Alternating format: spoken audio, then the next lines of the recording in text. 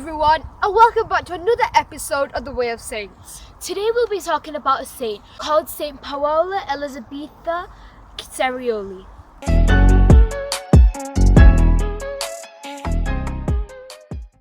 Paola was born into a noble family and a wealthy family on the 28th of January 1860. She was the youngest out of the 16 children that was born, and she was named Constanza Seriate. She was born with a heart condition, which had then affected her health as a whole for the rest of her life, and she was frail. Saint Paola had stayed at her home until the age of 11. After this, she was sent off to a school in Bergamo, which is in Italy, and this is where she had studied for the next 5 years.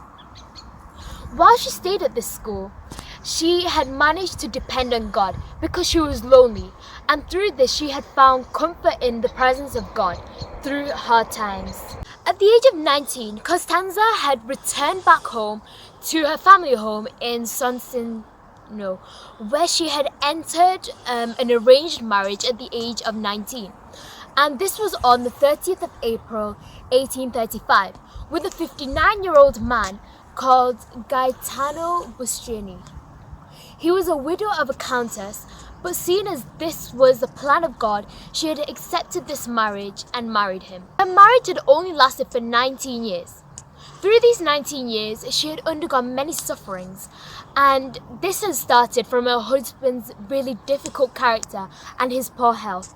She was constantly having to look after him. After this, she had 4 children, of which 3 had died prematurely. The child that had survived had only lived up to the age of 16, and he was called Carlo. He had died as a result of a serious illness which had occurred to him in January 1854. He had told his mother while he was dying, "Mama, do not cry. The Lord will give you other children."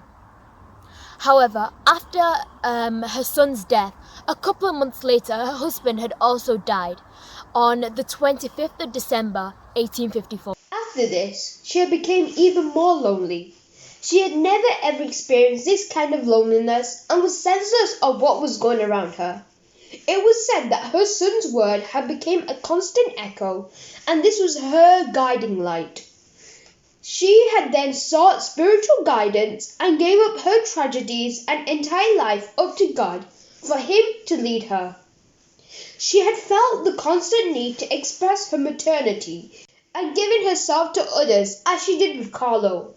She was now aged 38 and was inspired by the gospel and believed that now charity was the only road ahead of her. She had started meeting orphans and assisted the sick and shared her belongings with the orphans. She searched the eyes of the poor and the orphans who were scared and they were begging to live. She had made a decision. She began to give away all her wealth and money to the poor and opened up a house for orphans. Her families and her neighbors thought that she was crazy and she had no idea what she was letting herself into. Costanza had even sold her jewellery in order to purchase new things for the orphanage. And this is when she had made the most important decision of her life.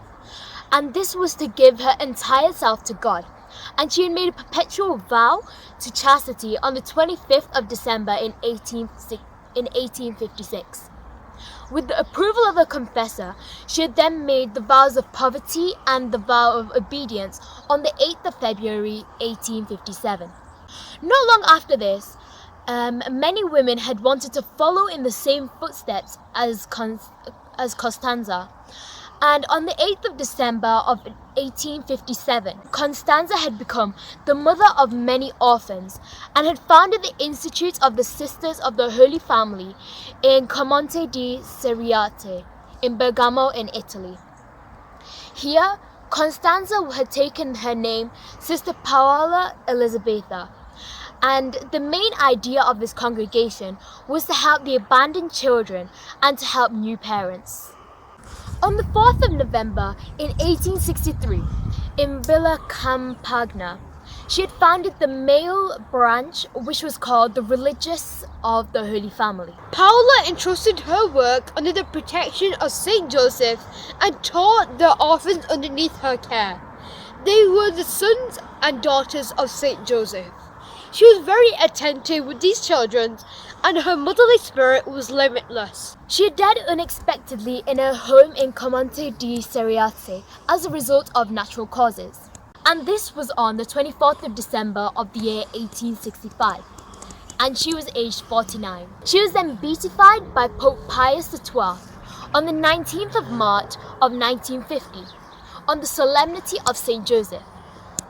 She was then canonized by Pope John Paul II on the 16th of May 2004, and her feast day is on the 24th of December. So, what can we learn about this amazing saint? So we've seen in the story of the saint that her son had told her before he was about to die that she would have many children, but we saw that she didn't have any children of her own, because a few months after her son's death, her husband has also died. But then we saw that she had used that inspiration, she used the message that her son had given her to go on and start an orphanage, and she was then called the mother of abandoned children, wasn't she? Yeah. So on that note, Saint Paola Elisabetta Cerioli, Pray for us.